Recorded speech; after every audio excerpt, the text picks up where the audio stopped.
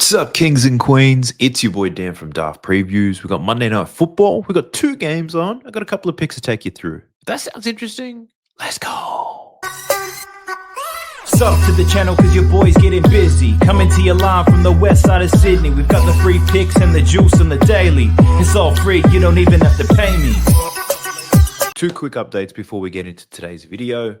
The first one, James is not with me today, but James has actually sent me a video recording of his pick. So I'll show that when we get to the Texans game.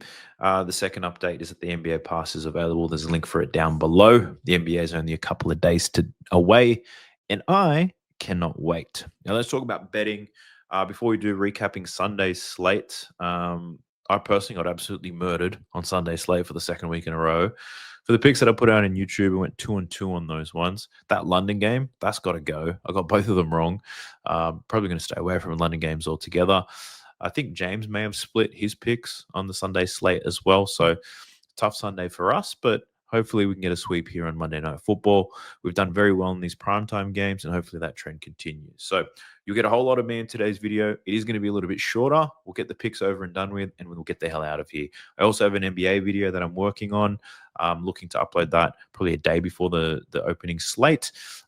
Picks have already been sent to my group anyway. But let's start talking about it. So the first game that we do have is the Tampa Bay Buccaneers against the Detroit Lions. This game is expected to be entertaining as hell. We've got a 5.5 point spread. We've got a really high game total of 53.5, thanks to some high powered offenses.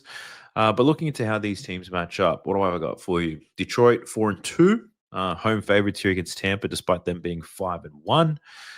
Tampa been great, missing a couple of players, or a couple of players are questionable in terms of their receiving core. Detroit's defense has actually been very good, and the offense is still trending upwards as well. Detroit being at home makes me probably lean towards them covering the spread.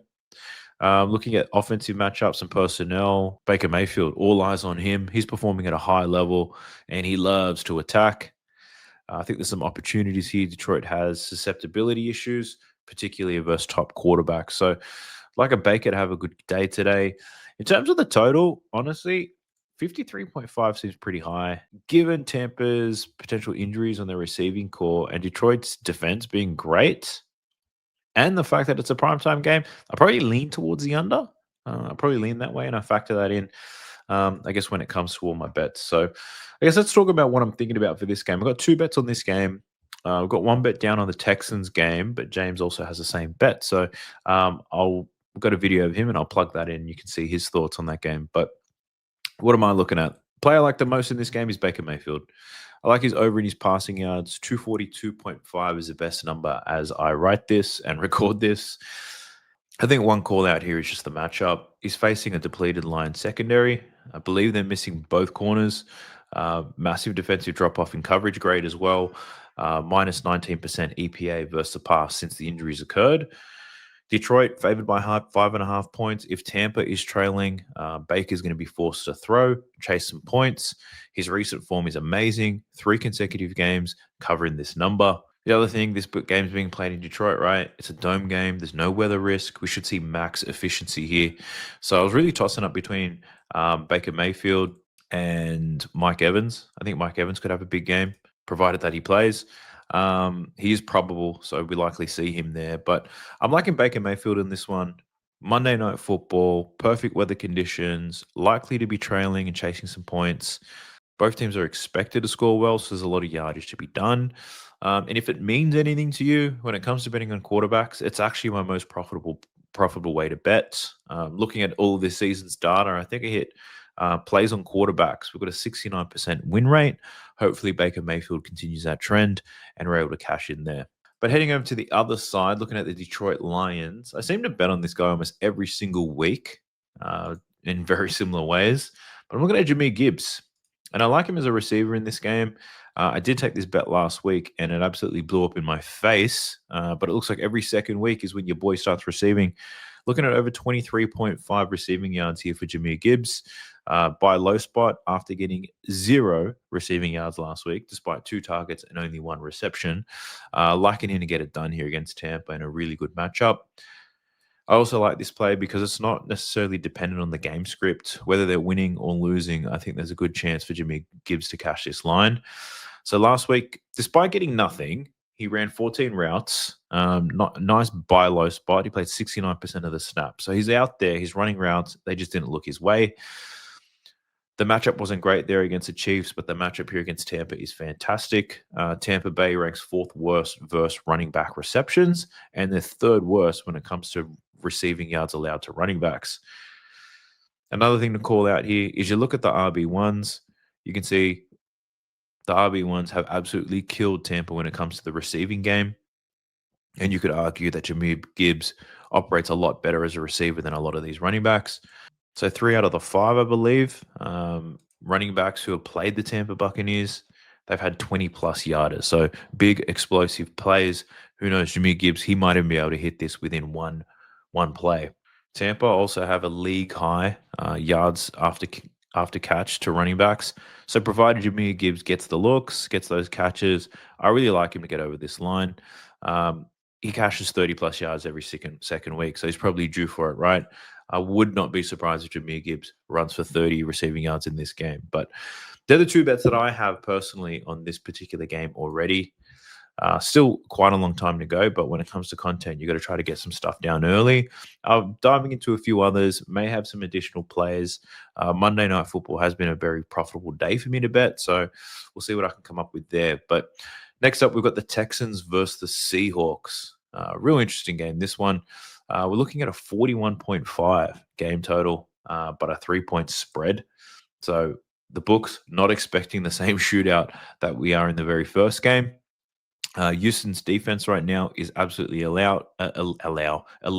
They're allowing the very few points, but their offense has also been quite inconsistent, which kind of justifies the game total. Seattle, pretty much more balanced. They're okay offensively. They're okay defensively, but not necessarily shooting the lights out. For Seattle, Jackson Smith and Jigba, JSN, he's been one of the league's best in receiving yards. Gives Seattle an offensive weapon to really turn to. Houston's defense might limit big plays, but Houston's offense remains a big question. If Seattle can control pace, get some big plays, it could force Houston into uncomfortable spots. Seattle's pass rush and pressure could be a factor versus Houston's offensive line. So game flow might tilt towards Seattle attacking through the air. So I could be leaning towards that way. In terms of the total, though, it's a pretty modest one, as I said a bit earlier. Given Houston's defensive strength, Seattle's got a home advantage. Probably lean to the under, but I think it gets very close around that 40-point mark. If Seattle does jump ahead, though, pace could pick up, force Houston to push. It could open the door for either team to really get some points. So I haven't got any bets down on this game yet. I really prioritize getting some bets down on the first one. I do have a couple of leans like JSN to get some yardage. I think he could potentially absolutely cook, but look, the hit rate is absolutely crazy, right? 116 yards per game. He's over this in 5 out of 6. He's up against the Texans. The matchup sucks, was probably my only hesitation. But my man's been on fire, right? But that's just a lean for mine. Let me share with you a video that James has sent me so you can see what he's betting on for this particular game. My favorite play of the Monday Night Football slate, I'm going to Woody Marks over in his receiving yards. I got this at 13.5. I like it at 14.5, and I also laddered it to 25 plus at plus 240. But yeah, this is a really nice spot for Woody Marks. He's coming off the bye week. And as we know, rookies always tend to get more snaps after the bye. But before the bye, his snaps climbed from 27% to 48% to 56% over the last few active games before it dipped dramatically in their 34-point blowout win against the Ravens. And in that game, the Texans completely abandoned the pass. So I kind of expect them to be throwing a bit more here in what should be a competitive game. And yeah, Marks has handled most of the passing down work for the Texans, including 5 targets and 50 yards in his breakout week in week 5. And the Texans have been talking him up over the bye week. They've publicly hinted at an expanded role, so I think we could see some more Woody Marks in this spot.